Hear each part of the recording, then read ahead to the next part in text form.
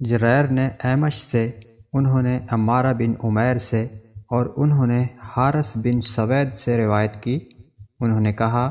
میں حضرت عبداللہ بن مسعود رضی اللہ عنہ کے ہاں حاضر ہوا۔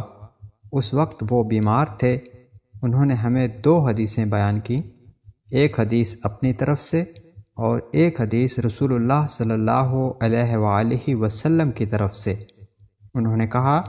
میں نے رسول اللہ صلی اللہ علیہ وآلہ وسلم سے سنا،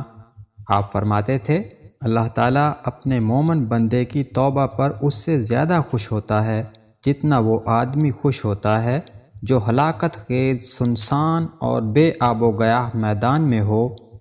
اس کے ساتھ اس کی سواری ہو، اس سواری پر اس کا کھانا اور پانی لدا ہوا ہو، وہ تھکا ہارا کچھ دیر کے لیے سو جائے اور جب جاگے تو سواری جا چکی ہو، وہ ڈھونڈتا رہے یہاں تک کہ اسے شدید پیاس لگ جائے، پھر وہ کہے، میں جہاں پر تھا اس جگہ واپس جاتا ہوں اور سو جاتا ہوں، یہاں تک کہ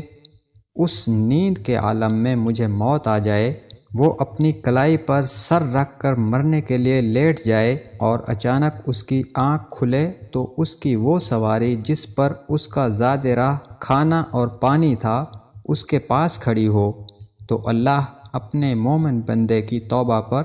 اس سے زیادہ خوش ہوتا ہے جتنا یہ آدمی اپنی سواری اور زاد راہ سے خوش ہوتا ہے۔